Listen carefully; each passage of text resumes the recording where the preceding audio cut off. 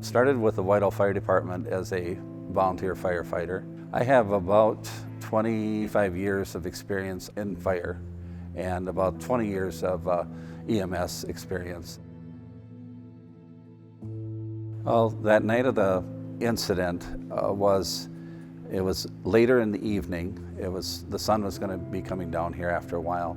We got the page through our fire pager that there was a motor vehicle accident. We get to the accident. It was a motor vehicle versus highline pole.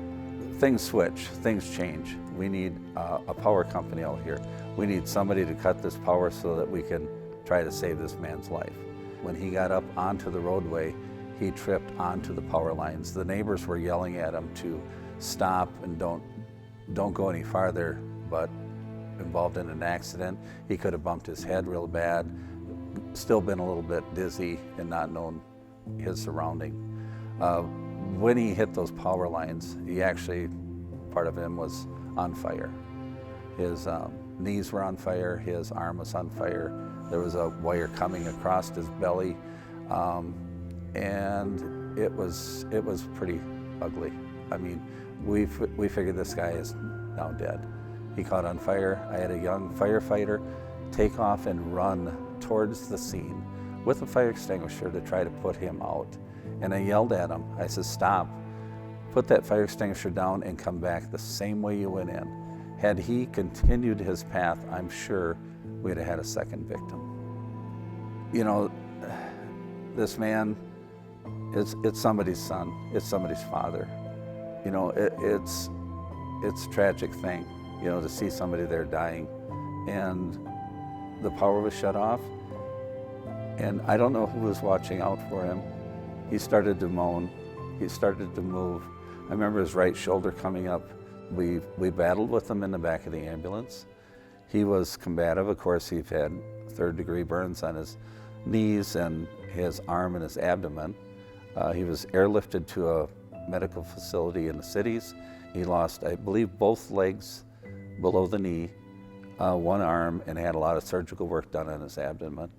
But he is still alive as far as I know.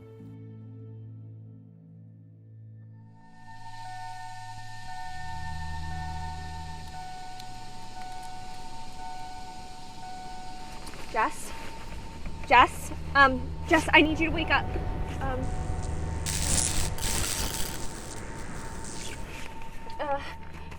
There's a house.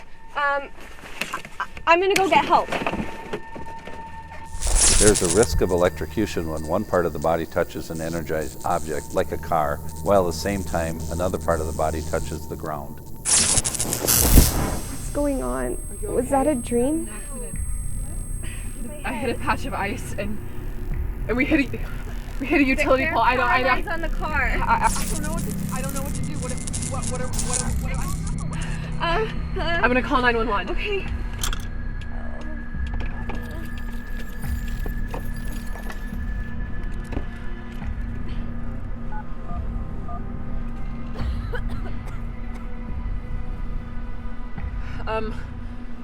My friend and I were just in an accident. We hit a utility pole. And my friend's bleeding. She hit her head. There's power lines. And there's power lines. I don't. Your head. And we're both injured. I don't. If you're ever involved in an accident with an overhead power lines or an underground transformer, stay in your vehicle. Call 911 and warn others to stay away. Okay, we won't get out of the car. Okay, Sarah, they're sending help. Okay.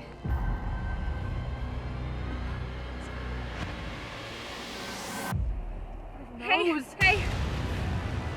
Hey, no! You're gonna need to get back! Okay, are you back. okay? My friend hit her head! Do you need me to call an ambulance or something? We already called 911. You have to get out of there. Your car's smoking. I think it's on fire. Open your door!